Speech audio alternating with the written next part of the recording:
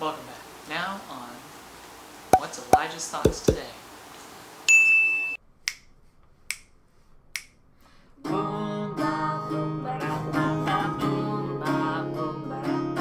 Hey there, Will Ebony. Welcome back to the next exciting episode. Now we have a special one here for you guys. In fact, it's so special that it represents the time of our first going into labor. Hopefully not the last. So, stay tuned.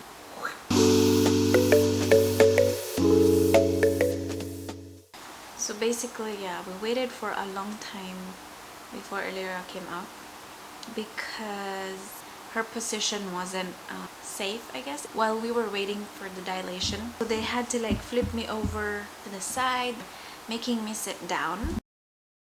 They wanted her to be in the right position so that she can come out real easily. Molly is so tired. Just getting a last view before the delivery room. So I actually remembered during that time, wala jud ko kainom og tubig, like ice cubes lang ilang gipainom sa kuha. I only had ice cubes because for some reason I'm not allowed to drink water. So like nagunahon jud ko ato pag mugawas gyud ning bataan nimo inom jud ko isa ka galon nga tubig.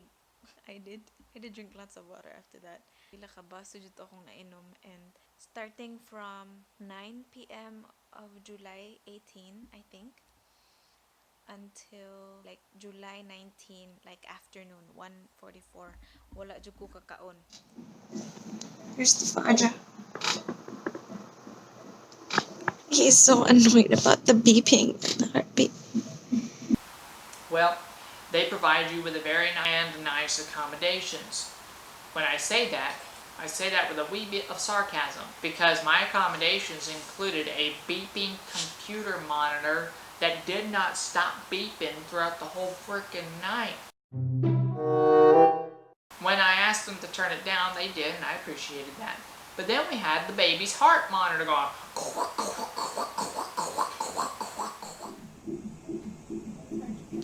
Now, you can kind of get used to that, except the problem is, at least for me, was it would go away, it would go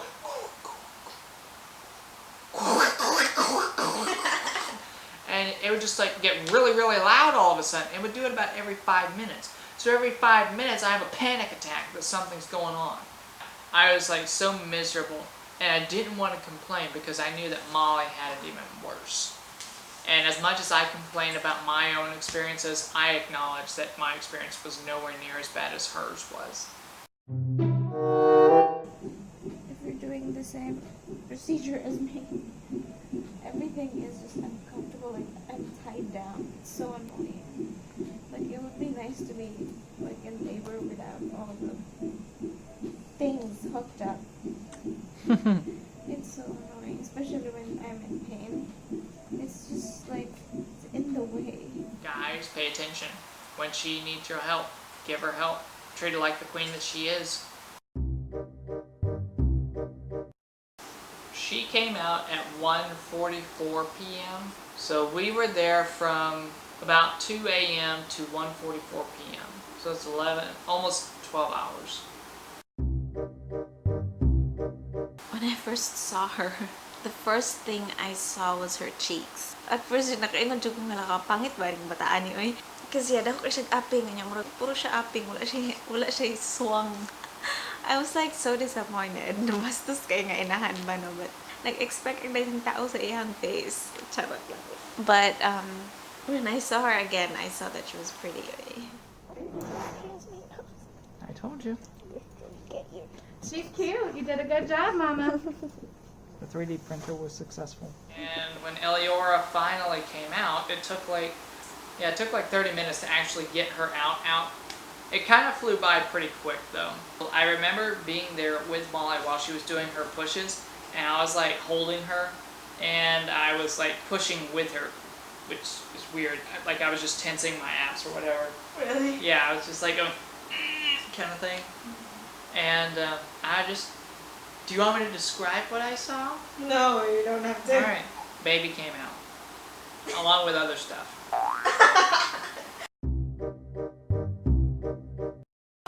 you have these bones up here that are called parietal bones, and then the frontal lobe.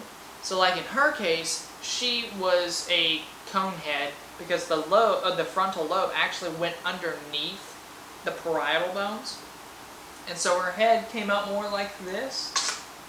So when I saw her, she looked a lot more like a alien. And I remember that her chin was like so far tucked back, and her cheeks were like, it was like a cartoony kind of thing. They like drooped out real far. And so when she came out, I just remember her being completely pale, like paler than me. And it was like she wasn't moving, she wasn't awake. It was kind of like looking at a doll, but I was convinced I was looking at an alien because it literally looks like an alien with all the stuff going on. This is her reflection. And this is, hi. She does not like her. Okay, I'm sorry. You were beautiful the moment you came out. That's alright, I take it back. Oh, you're not an alien. I upsetted her. Never call your child an alien. She'll take offense.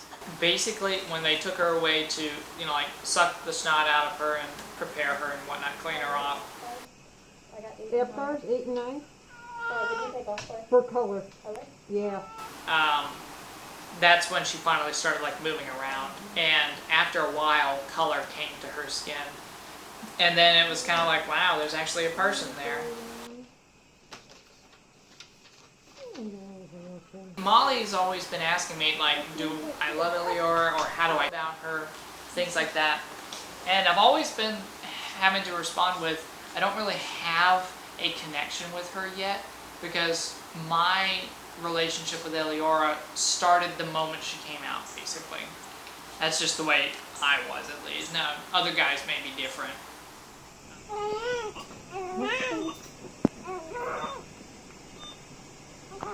Good, Mama. You can take that. You didn't say partial or anything, right? 10 fingers, 10 toes. Do you think it was just that nuggle? Molly, she has your nose.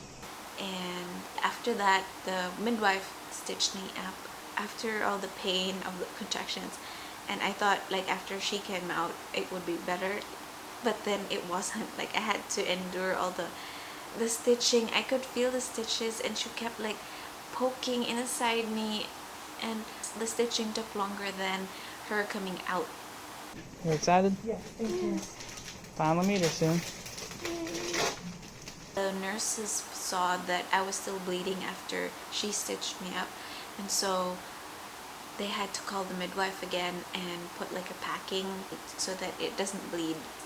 They found out that I have a hemorrhage. So she's got a feeding tube here, since we weren't able to get very much milk into her.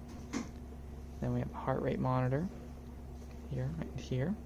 And then we also have a little IV going in, giving her fluids. She hasn't been able to pee yet, but she has gone number 2 twice so far. And that's what we need in order to be able to get her. Molly and I have incompatible blood types.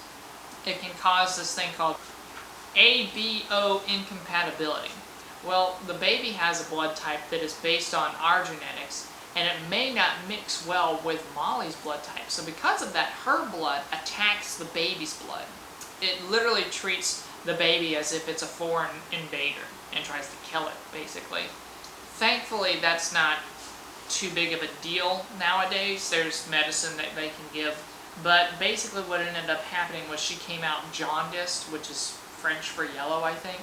So she had yellow skin, and they had to put her under the triple, not the single, not the double, but the triple bilirubin lights. So we didn't even get her for the first night. We had her till like 9:30. So Eleorah stayed in the NICU, which is the Neonatal Intensive Care Unit, for about 2 days. But she responded very well to the treatment, so we didn't have to stay any longer than we were supposed to anyway. Look at this face. It's so cute. And look at this face.